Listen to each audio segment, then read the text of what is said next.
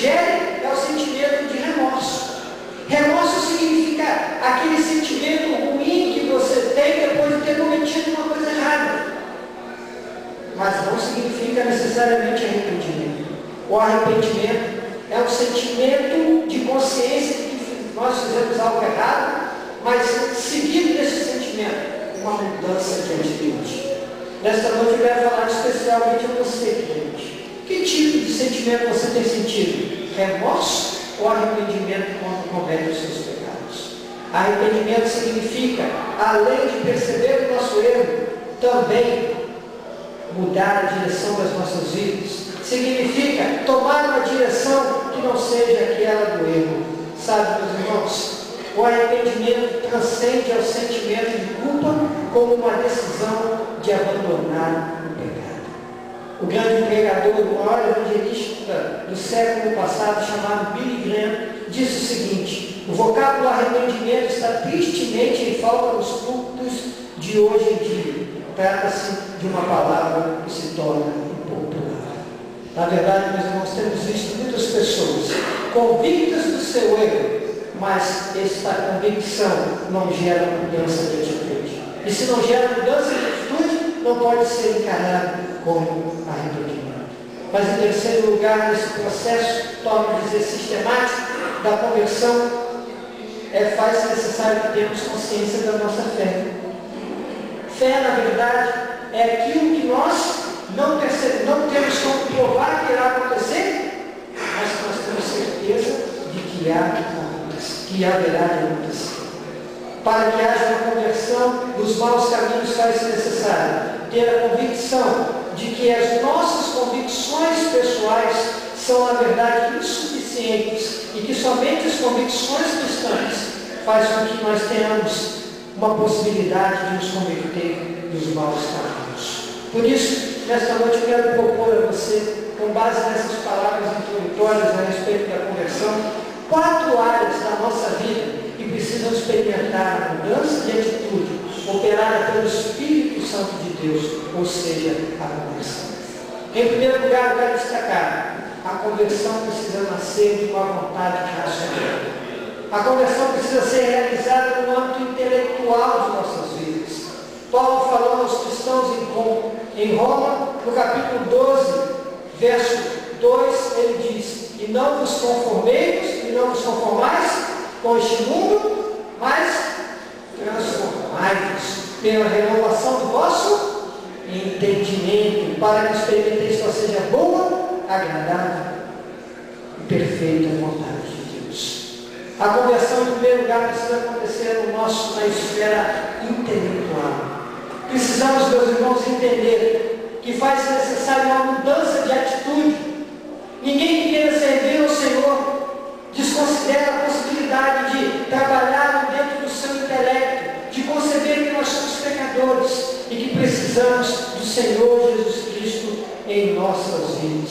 Meus irmãos, faz necessária uma mudança de atitude no tocante ao nosso intelecto. Quero dizer para você, nesta noite, que o mundo tem proposto tantas coisas para todas as nossas vidas. O mundo tem proposto coisas para mim e para você todos os dias de nossa vida, para que nós possamos, por meio dela, racionalizar e tomar uma direção que não seja a direção de Jesus. Por isso, faz necessário que você se converta, em primeiro lugar, intelectualmente. 1 João capítulo 5, verso 19 diz: o mundo jaz do maligno. Se o mundo jaz do maligno, qualquer convicção mundana que esteja querendo te convencer da sua posição de crente no Senhor Jesus Cristo, precisa ser descartada. Mas para que possamos descartar as convicções humanas em favor das convicções de Deus, precisamos observar o que Paulo fala em 2 Coríntios capítulo 2, verso 16. Mas eu e você temos a mente de Cristo. Quem nesta noite pode se dizer que tem a mente de Cristo? A mente de Cristo significa estar revelada na cruz do Calvário. A sabedoria que os gregos rejeitaram, o sacrifício que os judeus se escandalizaram, mas que se revela no amor do Senhor por mim e por você. Faz-se necessário que o seu intelecto experimente uma conversão, entendendo que as nossas vidas não são vidas o suficiente para que possamos caminhar sozinhos nesta caminhada que um dia terá fim. A nossa meta precisa ser Jesus. Por isso, tenha cuidado dos padrões efêmeros deste mundo. Tenha cuidado que aquilo que o mundo te oferece. Eu ouvi ontem um pregador falando algo fantástico. Pastor Geraldo Jeremias, pastor da Terceira Igreja Batista de Macaé. Ele disse o seguinte: ele respeita todas as profissões. O médico, o bancário, o vendedor, a vendedora, o professor, a professora, mas ele disse o seguinte: não há carreira melhor do que a carreira que nos está proposta aqui. E ele terminou dizendo a sua fala o seguinte: o médico cura para o momento presente, o bancário resolve os seus problemas financeiros para o momento presente, o professor traz educação para o momento presente, mas só a carreira que nos está proposta, a carreira que Jesus nos propõe, transcende este mundo. O médico não nos leva a Jesus, o professor não nos leva a Jesus, mas você pode levar os outros a Jesus, através da renovação do seu entendimento, para que você possa conhecer que Deus é boa, agradável e perfeita vontade dele. Mas em segundo lugar, essa conversão ela precisa ser feita na esfera emocional. Além de intelectuais, nós somos emocionais. Nós vivamos com o jogo do nosso time. Eu quero dizer o seguinte: eu nunca briguei com o meu time quando estou jogando agora, porque agora o meu time tem possibilidade de ganhar o campeonato brasileiro, que está na segunda divisão. E eu vivo com o time, porque nós somos emocionais. Nós vibramos com a boa música, porque nós somos emocionais. Mas o seu emocional precisa estar convertido a Jesus Cristo. O seu emocional precisa estar entregue a Jesus Cristo.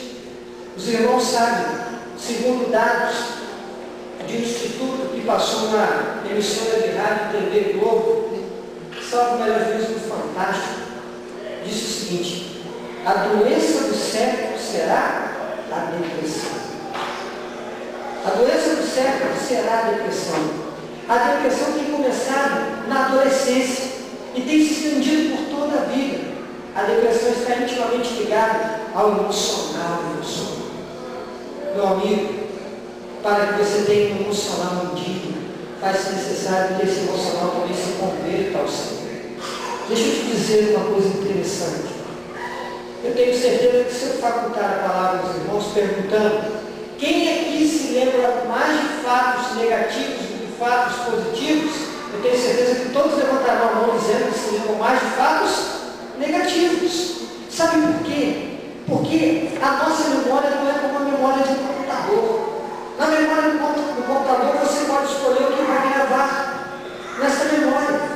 Mas a sua memória, ela grava, ainda que você não queira que aquilo seja gravado. Mas o que vai definir a qualidade do que será gravado é a emoção.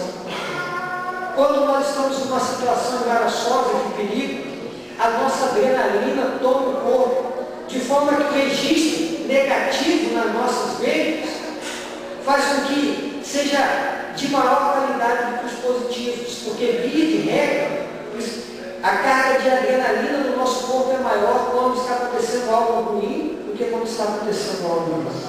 Mas eu quero dizer para você nesta noite, para que aconteça algo bom no seu emocional, você precisa pegar o seu emocional, Jesus. Assim nós iremos vibrar com os hinos que foram cantados, vibrar com a salvação de Jesus. E esse registro da pessoa de Jesus na sua vida vai ser um registro de alta qualidade. Por isso, entregue o seu emocional.